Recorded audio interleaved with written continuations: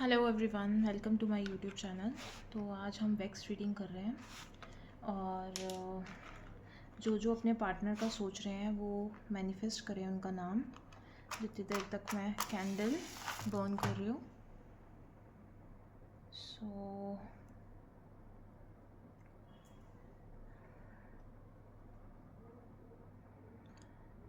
ये positive energies को आप मैनिफेस्ट करिए और क्लेम करिए एनर्जीज़। आज की रीडिंग हम देख रहे हैं कि वो आपके बिना रह नहीं पा रहे। बहुत कुछ उनके मन में चल रहा है, बहुत कुछ, बट कह नहीं पा रहे। वो ऐसा आ रहा है कि वो वापस लौटना चाहते हैं, पर इतना कुछ वो ख़राब करके गए हैं कि वो कैसे लौटें ये उनको समझ नहीं आ रहा। माइंड बहुत उनका अनस्टेबल चल रहा है, बहुत कुछ वो कहना चाहते हैं, आपको रोकना चाहते हैं अपनी लाइफ में वापस, पर चीज़ें बहुत ज़्यादा ख़राब हो गई है, डिस्टेंस बहुत आ गया है। तो वो इस टाइम पे बहुत परेशान है। कईयों के पार्टनर्स इस टाइम पे खुद भी आपको मैनिफेस्ट कर रहे हैं, आप उनको अपने ड्रीम्स में देख रहे हो, आप उनसे बातें कर रहे हो सपनों में। आपको ऐसा फील हो रहा है कि जैसे वो आपके साथ ही हैं। ये एनर्जीज़ उनकी हमारे पास आ रही है और एक स्लो इसलिए है क्योंकि पार्टनर अभी जैसे सेल्फ रियलाइजेशन कर रहा है कि उन्होंने आपके साथ इतना गलत क्यों किया, ये सब क्यों ख़राब कर दिया उन्होंने। जब आप उसके साथ थे तो सब बहुत अच्छा था, हर चीज़ जो उनको चाहिए थी, प्यार, बिन मांगे इतना प्यार मिल रहा था जो उन्होंने आज तक किसी से नहीं लिया। ये सब उनकी लाइफ में अब सब ख़त्म है। ना उनको कुछ समझ आ रहा है कहाँ जाएं, किसको बोलें, क्योंकि और ना ही आपको कांटेक्ट कर पा रहे हैं क्योंकि डिस्टेंस ही इतना आ गया है। आपने उनको काफ़ी रोका अपनी ज़िंदगी में, पर वो नहीं रुक पाए। तब उनको अपने करियर और अपनी चीज़ों का लालच था कि और मटीरियलिस्टिक बेनिफिट्स देख रहे थे और उन्होंने गलत डिसीजन लिया, किसी थर्ड पार्टी को अपनी लाइफ में आने दिया या किसी की इन्वॉल्वमेंट रही है उनकी लाइफ में, इसलिए उन्होंने चीज़ें सारी ख़राब कर दी। पर जो आपकी अट्रैक्शन है और आपकी सिंप्लिसिटी और जो ऐसा लगता है कि उनको आपके जैसा कोई सब्स्टिट्यूट मिला ही नहीं है, ये फीलिंग्स बहुत प्योर थी और उन्होंने शायद ही किसी और के लिए इतनी स्ट्रॉन्ग फीलिंग्स फील की होंगी।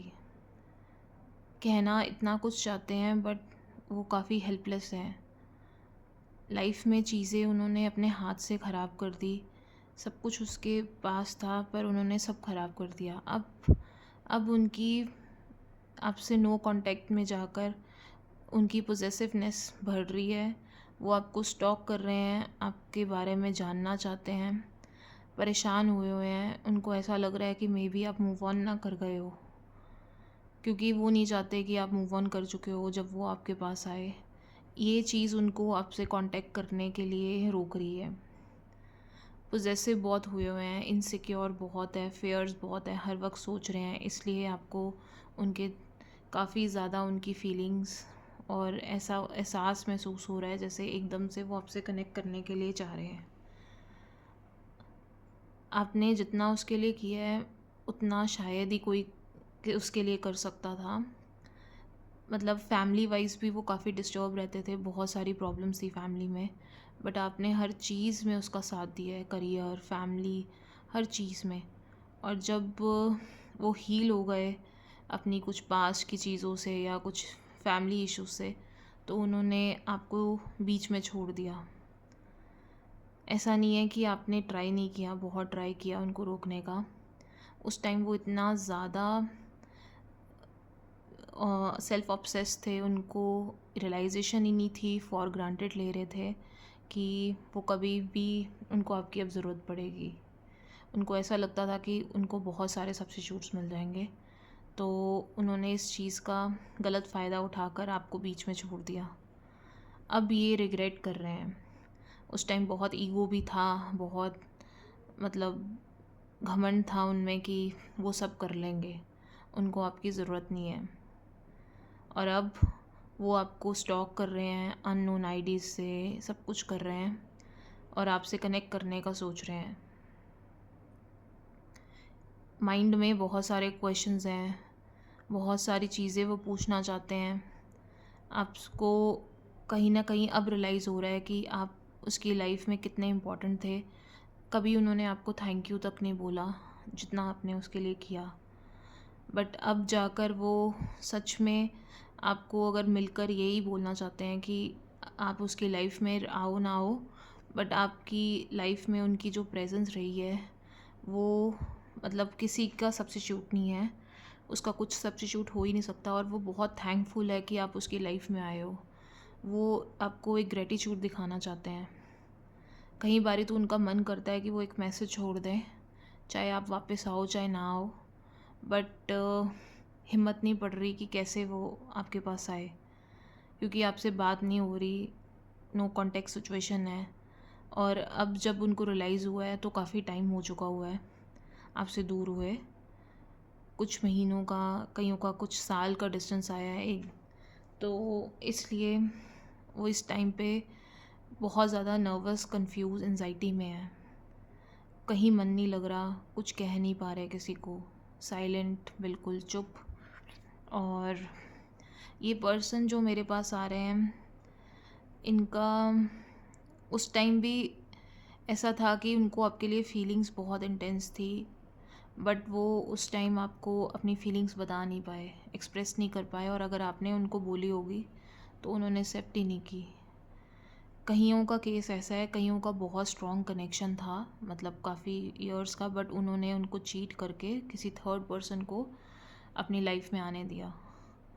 तो जिनका तो केस मैं ये बता रही हूँ कि जिन्होंने लाइफ में अब उनको आपके लिए फीलिंग्स रियलाइज़ हुई है, वो तो मतलब किसी थ्रू आपसे बात करना चाहते हैं। बट जिनका रिलेशनशिप काफ़ी इंटेंस था, वो किसी सोशल मीडिया या किसी के थ्रू या किसी कॉमन फ्रेंड या किसी के थ्रू वो बात करना सोच रहे हैं इनडायरेक्ट वे में, क्योंकि उनको ये रियलाइजेशन हुई है कि जैसे वो आपके बिना बिल्कुल अधूरे हैं। अगर वो थर्ड पर्सन के साथ भी है, उसके साथ भी बहुत सारी चीज़ें ख़राब चल रही है, बहुत परेशान है, मतलब सब कुछ स्पॉइल हो रहा है। उन्होंने अपने हाथ से अपनी अच्छी खासी ज़िंदगी बर्बाद कर दी। आपने उसके लिए जो किया सेल्फलेसली किया, बट उन्होंने आपके प्यार को समझा ही नहीं। इसलिए मैंने 2 केसेस लेके आई हूँ। जो सेकंड केस है जहाँ पे फीलिंग्स एक्सेप्ट नहीं की, वो केस की मैं अलग वीडियो बनाऊँगी, बट ये चीज़ है, दोनों में नो कॉन्टेक्ट सिचुएशन है। सो ऐसा आ रहा है कि कोई कलीग हो सकता है जिससे आपको फीलिंग्स थी, बट उस टाइम उन्होंने अपनी लाइफ में जो चीज़ें चल रही थी उस वजह से अपनी फीलिंग्स एक्सेप्ट नहीं की, तो अब उनको बहुत रिग्रेट है। ये वाली मैं डिटेल में भी इस चीज़ को समझाऊंगी बाद में दूसरी वीडियो में। बट ये है जिनका रिलेशनशिप बहुत इंटेंस चल रहा था और उनके पार्टनर्स को रियलाइज़ हो रहा है कि जैसे उन्होंने क्या खोया है।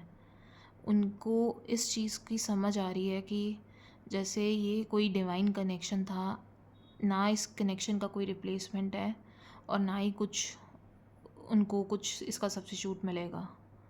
वो हर जगह अगर किसी शादी के लिए भी अगर उनको प्रेशर करा जा रहा है तो वो आपके ही सब्स्टिट्यूट्स देख रहे हैं, कोई आपके जैसा मिल जाए, बट ऐसा हो ही नहीं रहा।